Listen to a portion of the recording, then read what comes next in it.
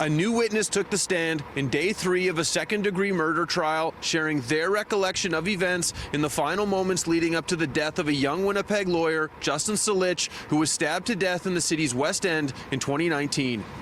Antonio Heisler told court he had been best friends with Justin Silicz from the time the two met in high school until the day Silicz died. Heisler spoke about events that allegedly led up to the moment a physical altercation broke out between Silicz himself and 3 unknown males that resulted in Silicz being stabbed twice, causing his death. Heisler says before the incident, he and Silicz had been drinking at his house, then went to Bar Italia, and then later the two had drinks out of the trunk of Silicz's car while attending an after-hours club sometime after 2 a.m. in the morning. By then, he says a woman named Andrea Bosniak, who had been on a few dates with Silicz, had joined them. At the end of the night, closer to 4 o'clock in the morning, the three found themselves in a verbal exchange with a group of unknown men over a request for a cigarette. Heisler told the court the group of men threw a homophobic slur at him and Silicz, so Heisler responded to them with the same homophobic slur.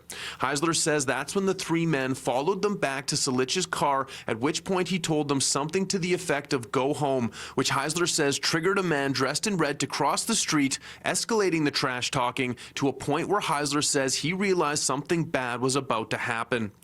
Moments before a fight broke out, Heisler told court Silicz was attempting to defuse the situation and was staring Heisler in the eyes in what Heisler described as a look of desperation. It was then, Heisler says, he was blindsided with a punch that split his eyebrow, dented his nose, and chipped his tooth. Heisler says when he looked up, he could see Silicz throwing left and right punches at the man dressed in red in what Heisler described as an attempt to defend him. During the altercation, Silicz staggered back and fell to the ground. Heisler went to help Silicz up and realized his shirt was wet with blood and Silicz was struggling to breathe. Police and ambulance were called to take Silicz to hospital, where he was pronounced dead. The legal team for Keyshawn Latrell Mitchell, who was arrested by police in relation to the homicide, questioned Heisler about the amount of alcohol Silicz and him had consumed before the fight and if that may have factored into either of the men acting or speaking in ways they normally wouldn't have.